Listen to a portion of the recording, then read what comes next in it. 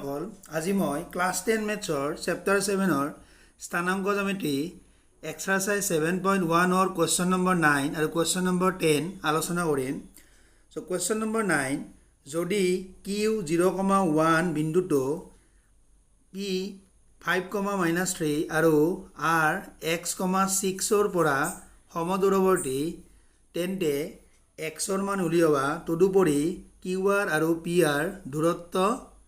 কেইটা উলিওৱা। আমাক দিয়া আছে যে q 0,1 বিন্দুটো p আৰু r বিন্দুৰ পৰা সমদূৰৱৰ্তী, অৰ্থাৎ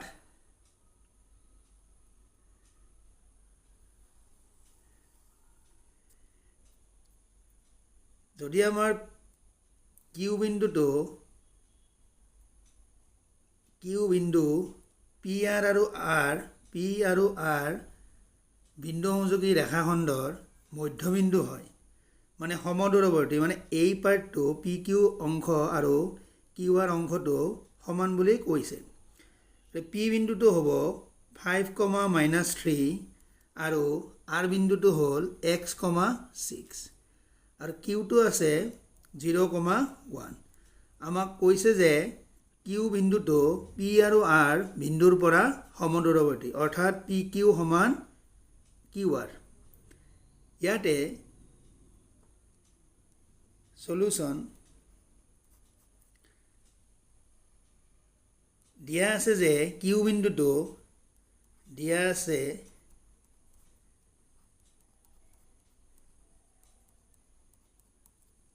আছে যে q 0,1 বিন্দুটো p 5,-3 আৰু q r x, 6 অৰ পৰা সমদূৰৱৰ্তী। সমদূৰৱৰ্তী মানে হ'ল সমান দূৰত অৱস্থিত, মানে q বিন্দুৰ পৰা p আৰু r বিন্দু দুটা সমদূৰৱৰ্তী। অৰ্থাৎ pq সমান qr। দূৰত্বৰ সূত্ৰমতে আমি পাওঁ যে pq, p মানে হ'ল প্ৰথম বিন্দু আৰু q মানে হ'ল দ্বিতীয় বিন্দু। সূত্ৰমতে আছিলে আমাৰ x2 - x1, x2 হ'ল 0 আৰু x1 হ'ল 5।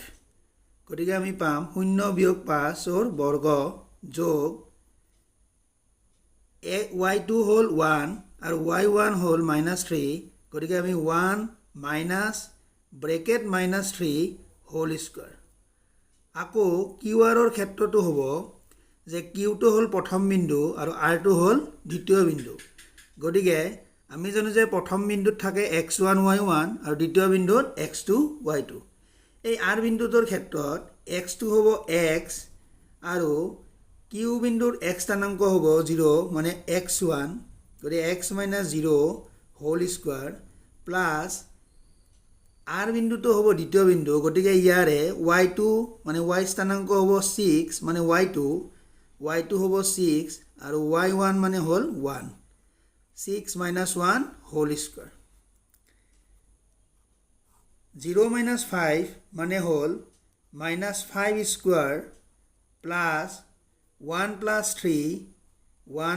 3 whole square equal to x square plus 5 square. -5 square মানে হ'ল 25 plus 4 square equal to x square plus 25। দুয়োফালে আমি বৰ্গ কৰি দিলে,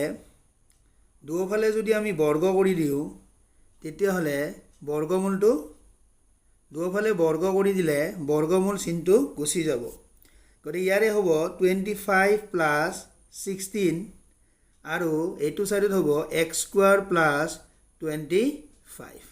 ইয়াৰে 25 কেঞ্চেল যাব, মানে 25টো দুয়োফালৰ একে আছে। গতিকে একে থাকিলে আমাৰ কেঞ্চেল যায় একে আছে কাৰণে এই দুটা কটাকটি যাব 25 আৰু 25 থাকি গ'ল আমাৰ x স্কোৱাৰ ইকুৱেল টু 16 এতিয়া xৰ 16ৰ বৰ্গমূল হ'ব প্লাছ মাইনাছ বৰ্গমূল 16 গতিকে 16ৰ বৰ্গমূল প্লাছ মাইনাছ 4 গতিকে xৰ মান এটা হ'ব -4 আৰু এটা হ'ব 4 এতিয়া আমাক উলিয়াব দিছে যে QR আৰু PR দূৰত্ব কেইটা PR আৰু QR ৰ দূৰত্ব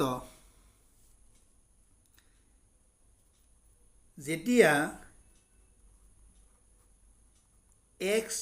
xৰ মানটো -4 হয় তেতিয়া Q বিন্দু মানে R বিন্দুটোৰ স্থানাংক হ'ব -4,6 এতিয়া ইয়াৰ পৰা আমি QR ৰ দূৰত্বটো পাই যাম যে QR ইকুৱেল টু বৰ্গমূল Q মানে হ'ল প্ৰথম বিন্দু R মানে হ'ল দ্বিতীয় বিন্দু ইয়াৰে Q টো হ'ল প্ৰথম বিন্দু ইয়াৰে Q হ'ব প্ৰথম বিন্দু আৰু R হ'ব দ্বিতীয় বিন্দু এতিয়া ইয়াৰে Q আছে 0,1 ইয়াতে QR মানে হ'ল Q টো হ'ল x1 y1 আৰু R টো হ'ল x2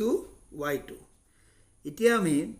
QR মানে x2 - x1 কৰিম গতিকে x2 মানে হ'ল -4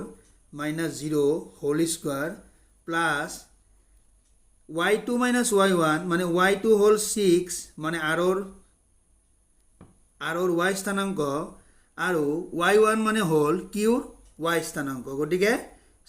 6 - 1 whole square equal to -4 square plus 5 square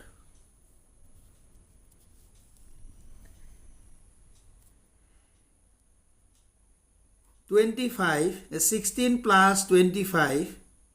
গতিকে এইটো হ'ব বৰ্গমূল 41 বৰ্গমূল 41 এতিয়া আমাৰ QR ওলোৱা হ'ল গতিকে এইবাৰ ওলাব লাগিব আমি PR তো PR ৰ দূৰত্ব গতিকে PR মানে P টো হ'ব P বিন্দুটো হ'ল আমাৰ দিয়া আছে 5,-3 আৰু ইয়াতে আমাৰ R বিন্দুটো দিয়া আছে -4,6 ইয়াতো ঠিক তেনেদৰে আমি কৰিম যে P হ'ল প্ৰথম বিন্দু আৰু R হ'ল দ্বিতীয় বিন্দু প্ৰথম বিন্দুটো সদায় x1 y1 থাকে আৰু R হ'ল x2 y2 মানে দ্বিতীয় বিন্দুটোত x2 y2 এতিয়া সূত্ৰ মতে আমি কৰিম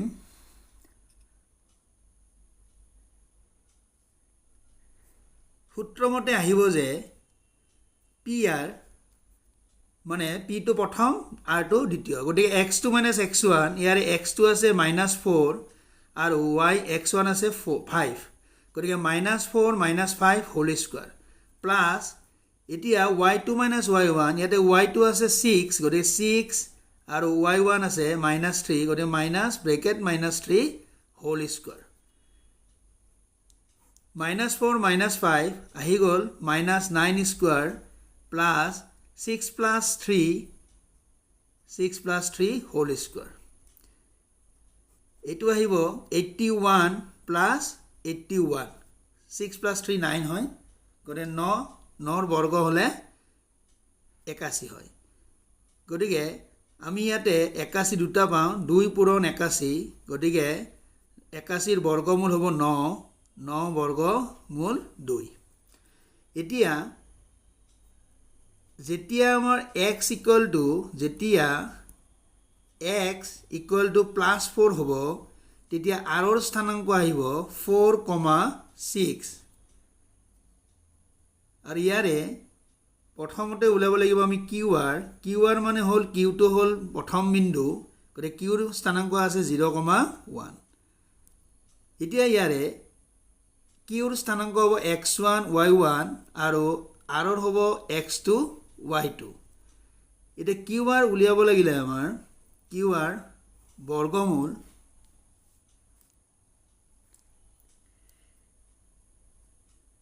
x2 - x1 x2 মানে হ'ল ইয়াতে 4 মানে R টো দ্বিতীয় বিন্দু 4 - 0 হোল স্কোৱাৰ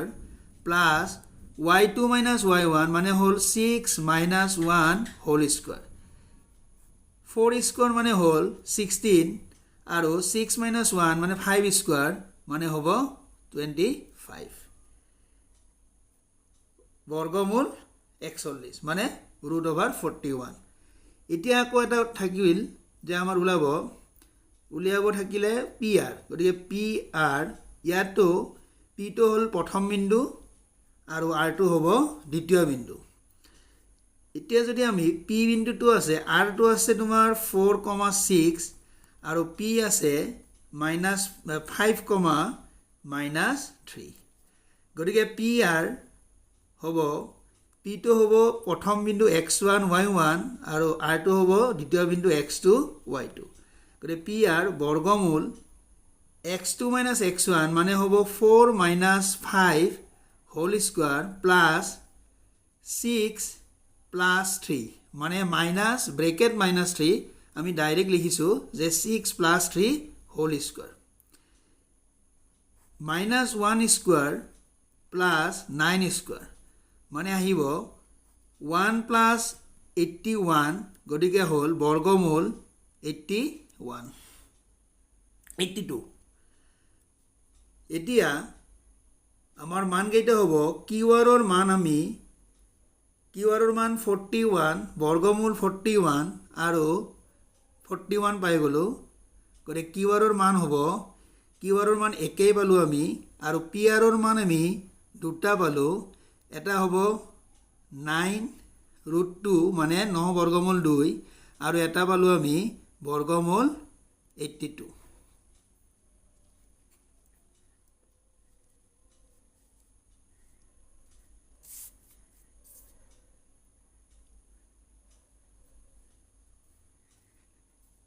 এতিয়া কোৱেশ্চন নম্বৰ 10 টো আলোচনা কৰিম কোৱেশ্চন নম্বৰ 10 ত দিয়া আছে যে x আৰু y ৰ মাজৰ সম্পৰ্ক উলিয়াবা যাতে x, y বিন্দুটো 3,6 আৰু -3,4 বিন্দু দুটাৰ পৰা সমদূৰৱৰ্তী হয় এইটো 9 নম্বৰৰ নিচিনা একে হয় সমদূৰৱৰ্তী মানে হ'ব যে x, y এই বিন্দুটো আমি যদি p বুলি ধৰি লওঁ তেতিয়াহলে এই বিন্দুটো a বিন্দু 3,6 টক আমি a বুলি ধৰি লৈছো আৰু -3,4 টক আমি b বুলি ধৰি লৈছো গতিকে আমাৰ প্ৰশ্নমতে দিয়া আছে যে x, y বিন্দুটো a আৰু b দুটা বিন্দুৰ পৰা সমদূৰৱৰ্তী মানে সমান দূৰত্বত অৱস্থিত অৰ্থাৎ ap সমান bp ইয়াৰে a বিন্দু স্থানাংক থাকিলে 3,6 আৰু b বিন্দু স্থানাংক -3,4 ধৰা হল আমি x, y বিন্দুটো p বিন্দু বুলি ধৰি লৈছো যে ধৰা হল x, y px, y বিন্দুটো a 3,6 আৰু b -3,4 বিন্দু দুটাৰ পৰা সমদূৰৱৰ্তী বিন্দু দুটাৰ পৰা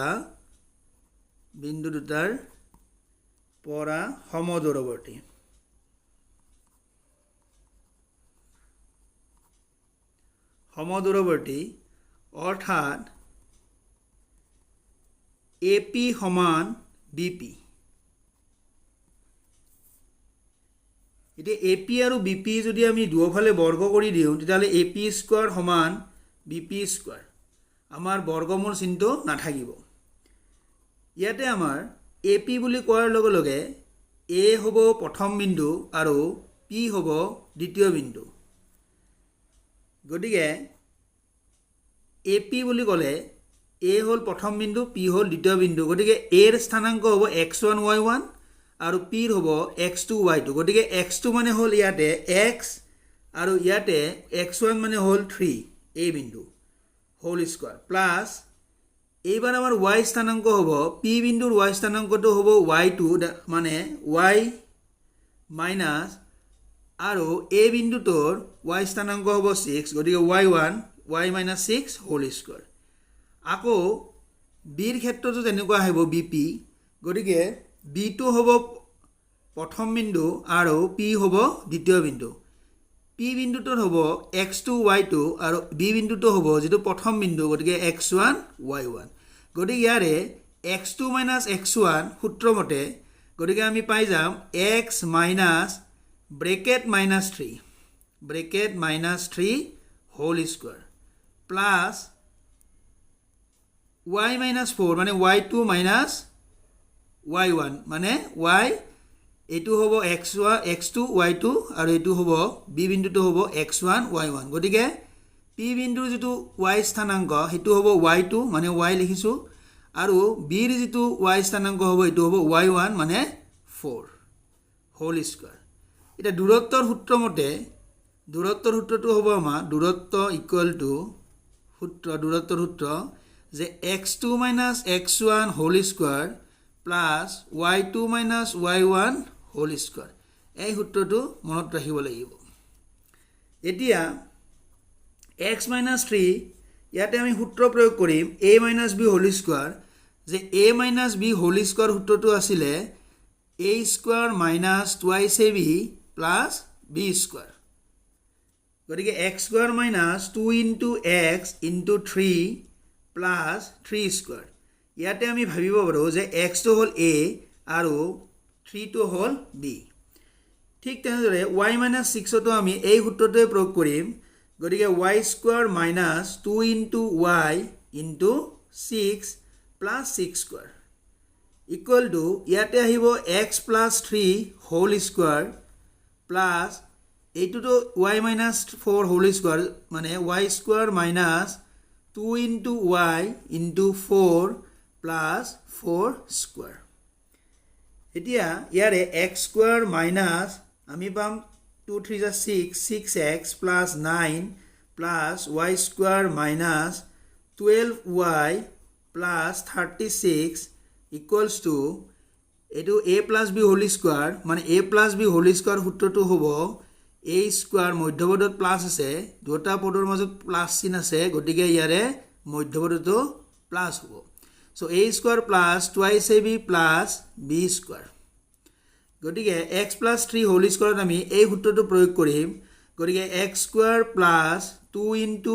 x into 3 plus 3 square plus y square minus 8y plus 16 এটা দুয়োফালৰ একে একে ক্যান্সেল যাব মানে কাটাকাটি যাব গৰি x square ক্যান্সেল গল y square আৰু y square ক্যান্সেল গল ইয়াতে থাকি গল আমাৰ -6x plus -12y plus 9 plus 36 আকৌ ইয়াতে থাকি হ'ব 6x plus 9 minus 8y plus 16 গতিকে দুয়োফালৰ 9 ক্যান্সেল গল থাকি গল আমাৰ -6x minus 12y plus 36 এইখিনি আমাৰ সোঁফালৰ পৰা বামফাললৈ আমি আনিলে চিনৰ পৰিৱৰ্তন হ'ব 6x তো প্লাস আছে গতিকে -6x 8y তো মাইনাস আছে গতিকে প্লাস 8y আৰু 16 তো প্লাস আছে এইফালে আহিলে -16 equals to 0 এতিয়া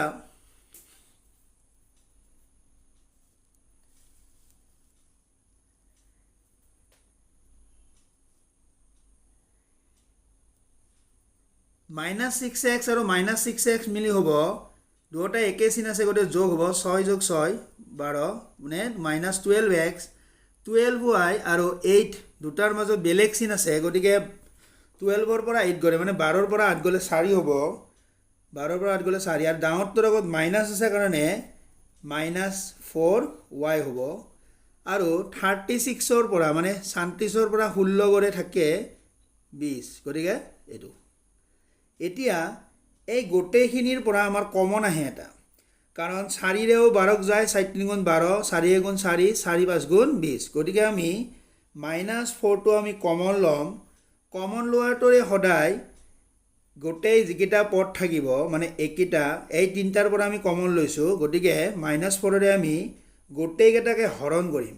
গতিকে -4ৰে যদি -12x হৰণ কৰোঁ তেতিয়া আমি পাওঁ যে 4ৰে 12ক 3বাৰ যায় গতিকে 3 আৰু এইটো x আহিব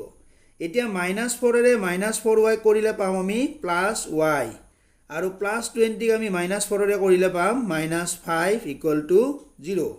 গতিকে -4টো ইয়াৰ লগত পূৰণ হৈ আছে এইফালে গ'লে বামফালৰ পৰা সোঁফালে গ'লে 0ৰ লগত এইটো হৰণ হ'ব গতিকে 0 থাকিব গতিকে আমাৰ সম্পৰ্কটো হ'ব 3x + y - 5 = 0 এইটোৱে হ'ব আমাৰ নিৰ্ণয়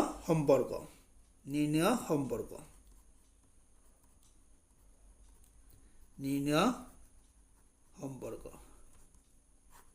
আজিৰ ক্লাছ ইমানতে সমাপ্ত হ'ল